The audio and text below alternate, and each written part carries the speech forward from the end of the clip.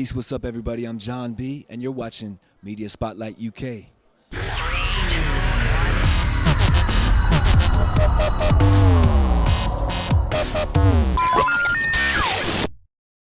I am talking to songwriter, R&B legend, and one of the smoothest voices in the industry. It's Jon B. Hello. How you doing? Pleasure to meet you. Pleasure's mine. Close and sit, do it again. Come on, don't talk, baby, just move with me. Take a sip, kinda got you in this. So right, feel so right with me. Hey, how are you? You've just Oh come man, off a plane not well, so long ago. yeah, it's been great. You know, great long time to sort of grow and become a man. Now I started when I was a boy in this industry. You know, at 18. You know, so We're going to talk about that hair. Yeah, it's almost been about. You know, it's almost You know, Yeah, you know. yeah, it's a little The thick, it's a little earrings. thicker now. That, yeah. What I wanted to talk to you about before you had your solo success, you was writing, wasn't you? Yeah. How did you, I mean, we could name drop all day long. After 7, Tony Braxton. What made you, 18? What made you decide to get into writing? There's so many people that don't realize what goes into writing and Yeah. the musical, the music That side was of the first calling. Yeah. Was writing my own songs and trying to imitate. You start off by imitating your idols, your course. mentors. Yes. And then the imitation turns into your own style. Voices are like fingerprints, you know what I mean? It's definitely one of those things that after you strive to imitate someone to get their sound, then you may find your own sound in that, you know. Exactly. And Babyface was one of those people for Yeah, me, you know. we've got to talk about I him. found a great deal of style and I learned what writing is really, what great writing is really supposed to be like, from him.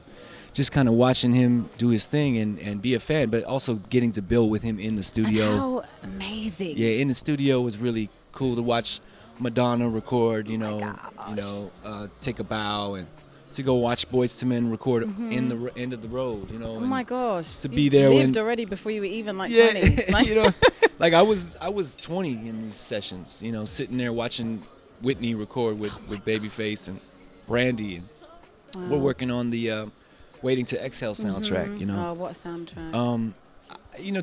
To be a part of what I've been able to be a part of in the past, in the 90s, man, it's like a renaissance time when I think back, Absolutely. it's just You couldn't even buy. we can't top that, Yeah, right. for another 20 years. No, you're absolutely right. We're going to talk about when you Yeah. first released your debut album, which is now certified platinum, Yeah. Bonafide. Mhm. 95. I'm like, whoa. Like, And platinum, by the way, means you sold 1 million records. Okay, you got that? Not downloads, that means records. right. So actual, like, tangible I'm talking about records. like 12 songs, or what is it, 13 songs on an album, not just one song. Absolutely. These Yes, days, you I tell think 'em. kids really understand that 1 million is 1 million, but 1 million of one is one thing. Is one thing. A million of 12 records, that's Yes. 12 million, really, Yeah, it in is. these days' I standards. like you know that what kind I of mean? numeracy. Yeah. Yeah. Yeah. That's, I just want to put it into perspective. Thank you, John. Your That's boy what we ain't needed. shorted in any way.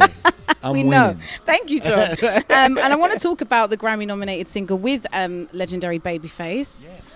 Someone to Love, 1 million copies, and here you come. Like you said, you've had such an exposure to an industry. Did you ever wonder, like, so when you first when you came out with the single, did you ever have the issue of the way you looked in regards to the industry and the type of sound that you had? Was that ever an issue to you as a teenager when you first came out as a solo artist? Yeah, I think that I was always asked from the very beginning, why do you sound like that? Yeah. Why do you sing R&B? Because there was virtually no white R&B not artists. one. Closest thing to an R&B artist that we had was like Hall & Oates. They sang it, had a little bit of soul to them. We had Michael McDonald, who was kind of like, he had his duets with soulful people. But he was one of the you had one of those kind of guys like George Michaels. Yes. Was very Kind of- soulful as well. yes. But all these guys never really did R&B. They didn't do black R&B. You know what Yeah, I'm saying? yeah, absolutely. Like, when I came along, it was like people really wanted to stand off to me. They wanted to be standoffish to me and not accept it right away because it didn't fit the mold. Of course. I was breaking the mold. So He it was was. like, I didn't expect people to get it right away. And so my first video, it was Someone to Love with Yes. Babyface. We got a Grammy nomination from Yes. that. But I mean, the real amazing thing was on my second record, the way people really accepted me on my own for me. Like I was able to write.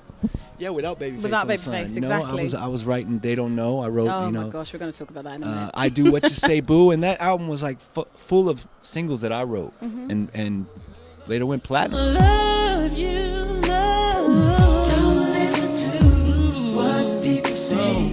They don't know about you and me. Let's talk about Cool Relax. Yeah. 97, I purchased this album, and I wanted to talk about Tupac as well, because you got a chance to work with him. Yeah, it's pretty amazing. Your CV is like... Yeah, being in the studio with Pac was just, you know, insane. It was, thinking back now, it's like such an important day, you know, important couple days. Meeting him at the studio and just hitting it off right away.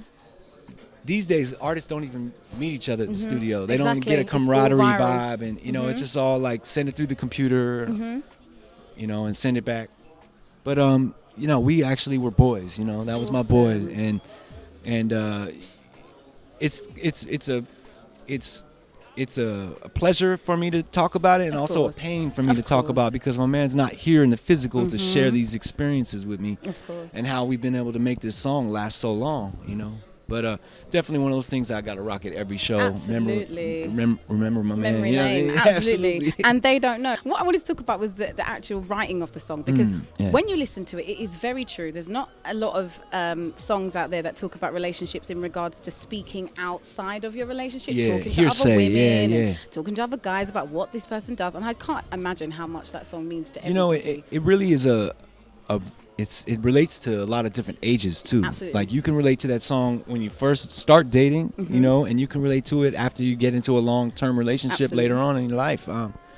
And we've had all walks of life, you know, come to me and tell me how that song has touched their experience. I can imagine. And it's just so special when people do that, you know, when someone comes up to me and says, "Man, we played that song, you know, in the car on the way to, you know, drop my husband off to go to Iraq." Yeah, you know what I mean? You know, just to be able to like feel that love and, you know, have a bon voyage kind of a song, you know? Yeah. It's pretty heavy. But that's what happens when you make timeless music. I mean, the song doesn't get old. I wanted to talk about the sample actually that Chris Brown did with Aaliyah. Oh yeah.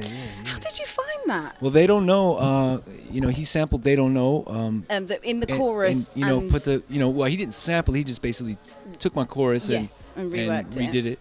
Don't listen to it. How could they know what people say? How could they know? I was really blown away. I was like, it was like he was patting me on the back, like, that's right. Absolutely. That's Get where your I came props too, from, bro. I'm gonna give them to you regardless of whether you get them from anybody else. That's like, right. Because it was out of the blue. We didn't expect it, you know. And he could have sampled, you know, Justin Timberlake's music, Of course, or he could have of sampled course. Robin Thicke's music, Of but he course. didn't. He But sampled this is Jon what B. I mean, and you know, he's 25 odd, and I'm in the same kind of age group, and this is what I mean about if I was an artist, it's about taking music that you grew up on, and the fact that Aaliyah was on the track as well. I mean, it's heavy. It's heavy. Wow. I was a huge Aaliyah fan, you know, and you know, that's just like the song is killer too. If you ever listen to the song, it's just it's a probably great dope. song. It I love is. that song. So do I. It's And one of then my you know about favourite. Drake too, right? Yes, the of course. cameras, With yes. So you know, Which he's was so sick as well. Calling on You was the original that I wrote. Yes, I remember. Oh my And that was gosh. on- When that we was- heard it, me and my friends were like, oh, it just took us back. Right. Straight to that place when you first heard it again. It Man, just- I mean, it's one of those records that I always loved.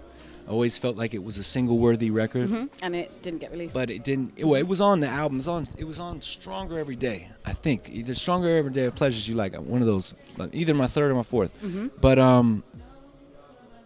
yeah, it was one of those things where when he sent it to me to get the clearance for it, I was like, Such a what? dope. Like, like what? Say what? are you serious? Like, Drake and Jon really, B? man, that's really cool.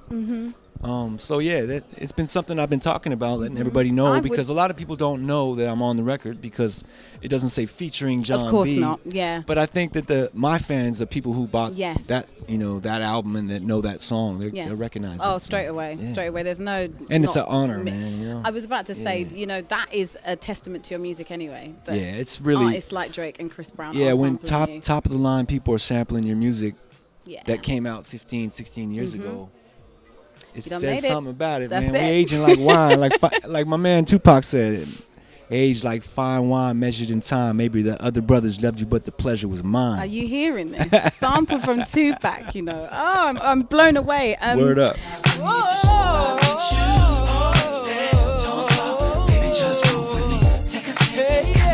Let's talk about the R&B game now. It is just totally different. It really is. It's changed so much. I wouldn't give to get it back how it was in the 90s. And yeah, we just got to make that music again. Well, this is exactly what I'm saying. In regards to when you came back, so we did Don't Talk, and banger, still is. Old School Fridays happen every Friday. It gets played regardless. It's just that track. But did you feel like you had to come back with a club banger because music was moving on? Yeah. Yeah? Yeah, definitely. And now club has completely changed. You know, we used to, although I will say we're kind of getting back to the bounce rock skate, don't talk vibe with records like Lucky by Daft Punk, you know, and there's a couple records out there just have that simple 1-2 to them. Yeah, Pharrell's quite known Pharrell's for that kind of. And that's great because he's holding down the foundation with that. But I just feel like that groove is gonna always be something that people vibe to because it's just 1, 2, 1, 2, boom. I mean, there's dances built off of that pocket right there, like the electric slide, and you know, all the one. What's the dance y'all do out here? Whenever Candy comes on, by the Candy dance. Yeah, the Candy. It's like 1, 2, 3, 4. Yeah, you're right. It's a 4-step beat. It is. Oh, I love me a Candy dance. I don't even know where it came from. I just know when the song comes on. It migrated from like the south of America, I don't know where like it's from, over here. Yeah, absolutely right. But that's what it's about. You know, keeping something that was good alive if you can. And flipping it in a new way. In regards to new music, what are you hoping to bring to the table now? Older, wiser, so much. I mean, your repertoire is just... Well, I had 2 children over the course of the last 7 years. Yeah, I have 2 little girls. One I just had, brand new. Her name is Loren. She's 3 months. And cute little angel. And then my daughter Azure, who's 7 now. Okay. And both of them have really changed my swag, you know, just stepped it up to a level of, you know, I have certain things that I just can't do because of them, you know, and they're women. So to get to to be so preoccupied with women your dad is Jon B. all my life, fine, and now I get to raise 2. It's like that's what the crazy thing is, you know. Now I get to be the one who worries when they go out, you know. But I mean, your music shouldn't have them worried because the way you speak and your tone that you adopt when you talk about women. Well, they know their dad respects women. They know that any man that they, you know, come in contact with, better respect them. That's right. That's right. We've got Daddy Jon B. Or else Daddy gonna be right back. I'm going to ask you 3 random questions before you go. Yeah. Very random, just so we can, you know, just have a little joke. Where I want to know if you had, which one of these powers would you have? Would you rather be able to read people's minds, or would you rather be able to be invisible? Invisible, sorry. Definitely invisible. Definitely invisible. Like Frodo, put on the ring and walk around. Yeah, and just walk around, can see everything, but no one can see you. Oh, that'd be amazing. Love that. Oh, love that. I'd love that. Second question: if you was a rapper, what would your stage name be? Let me just come up with something right now. Let's do it. Well, I've always had a nickname Bugatti. Wow. Is my nickname. So it's Jon Bugatti. That's what the B's for, really, isn't it? It's Jon Bugatti. That's my AKA, like the rapper name. Like when I go into my freestyle mode and start, you know, so talking about my records. So when you come out on stage tonight, technically that's going to play, and you're going to come out and do some kind of. Jon B's like, no, I'm not. So that's going to be Bugatti. a rapper name. What? And then start randomly singing a slow song. No, don't that's do the Bugatti that. dance, right? That's the bit, right. So you heard it here first. Bugatti dance. That's going to be your rapper's name. No, I'm really 2 elevators. Yeah. One elevator is a bag full of snakes. In the other elevator is Miley Cyrus. Which elevator are you taking? Oh yeah, Miley Cyrus elevator. You can roll with Miley. I think that's pretty much obvious. I don't know anybody who says the bag of snakes is crazy. Yeah, is a bit waka flocka. A waka flocka. Jon B, thank you so much for talking to me. My pleasure. Thank you so Spotlight much. UK. Where can we find you? Yeah, that's what I wanted to tell you about. Is I put 2 records out independently over the past 2 years. One is called Comfortable Swag. I put it out 2012. As well, isn't it? Yeah. That's a song that was released on the album. And also B-Sides collection, Yes, which I mentioned earlier. which came out in 2013, and sort of like a collection of records that I had that I never released. Yeah, and Very interesting. really, I think the diehard fans will enjoy it. Oh, I You know what can't wait to hear. Well, I've heard a little bit. I'm not going to lie. All right. But I don't want to ruin it. But make sure you Cool. go check it out. And what about Facebook and stuff like that? Twitter? Facebook, I'm official Jon B, and you know, Twitter, Twitter is the same. official I Jon was B. searching you one day. I was like, where is Jon B? Why is it Yeah. not Jon? It's official Jon B. Yeah, official Jon B. That's it. There's lots of other Jon Bs out Yes, there. but no John Bugatti. There's only one. There's only one Jon Bugatti. There's a song on the album called Only One as well on Comfortable Nice. Swag. So we have a video for that. You can check out everything to do with me on johnbworld.com and check out all the videos, the whole entire discography, my entire tour dates, what the news is, all that. Yeah, oh, we're excited. Well, thank you, Yeah. Jon. Nice to meet you. Nice to meet you, Nadia Jae beautiful. here for Yeah. Media Spotlight UK. About me,